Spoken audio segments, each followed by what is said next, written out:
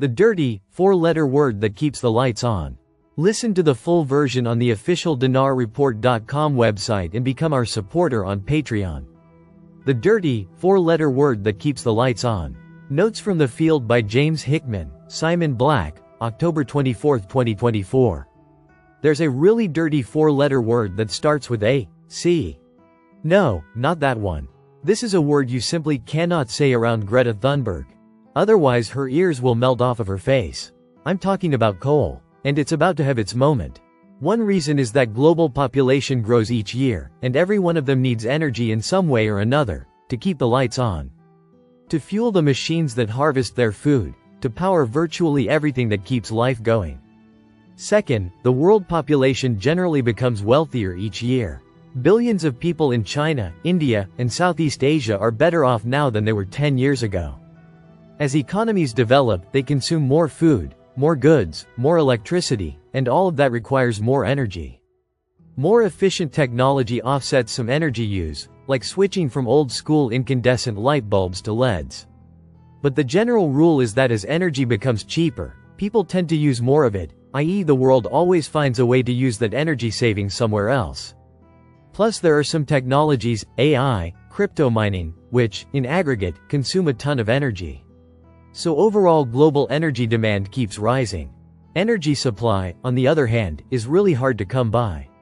Exploring for oil, drilling, constructing power plants, building hydroelectric dams, wind turbines, etc. is capital-intensive, labor-intensive, resource-intensive, and very time-consuming.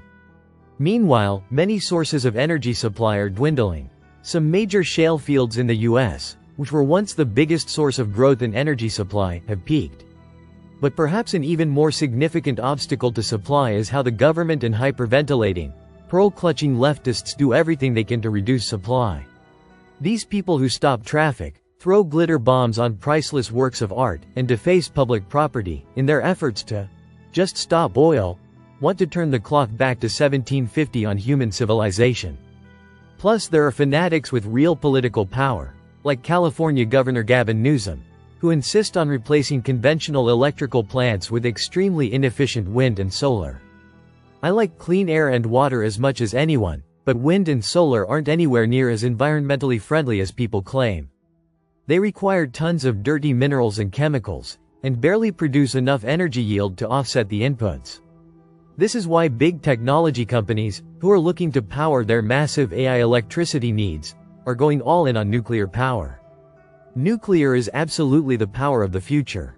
It's clean, it's safe, it's absurdly efficient. By comparison, a single kilogram of uranium can produce as much electricity as an entire square kilometer of solar panels. The difference in energy yield is not even close. Tech companies understand this. Hence why Google, Amazon, Microsoft, etc. are investing billions in nuclear energy as the ultimate solution to power their electricity-hungry AI data centers. But it takes time to build nuclear power plants. And the most advanced, small-scale, nuclear reactors are still in development. In the meantime, tech companies still need power. The world still needs power. Lots of it, and more every year. We've already talked about how natural gas, especially US natural gas, is the cheapest energy source on Earth right now. In fact, at its current price of roughly $2.40, US natural gas is priced at the energy equivalent of oil selling for $15 per barrel. That's cheap. But there's another cheap, abundant energy source that is going to be extremely relevant in powering the world's energy needs for the foreseeable future: coal. Yes, it's a very, very dirty word. Climate fanatics don't want to hear it. But until the world builds sufficient nuclear energy infrastructure, there's still a critical need for conventional fossil fuels. And that includes coal. Like it or not, coal is still vital to energy infrastructure, accounting for more than a third of global electricity production. In fact, global coal consumption has consistently increased over the past few decades despite the environmental backlash against it. Coal is still an extremely efficient source of energy, compared to wind and solar. On an energy return basis, it's about 6x more efficient than wind and solar, i.e. less energy input required per unit of output. And if you think coal is dirty, then you should check out how environmentally damaging cobalt mines are a key ingredient in solar batteries. Not to mention, most cobalt mines in Africa are teeming with child labor. Coal power plants have the added benefit of being very quick and easy to build. That's why China, in addition to investing heavily in nuclear power, is also still buying a lot of coal. It's also worth pointing out that coal is an essential ingredient in iron and steel production. So even though the leftists hate it, coal will likely remain a key resource in human civilization for the next few decades. However, from an investment perspective, hardly anyone wants to touch coal.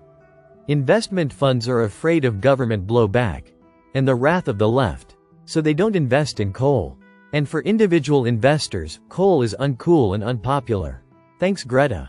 As a result, there are some coal companies out there making money hand over fist. They have a bright future with plenty of demand down the road. Yet their valuations are a total joke. Listen to the full version on the official dinarreport.com website and become our supporter on Patreon. Source: Dinar Recaps.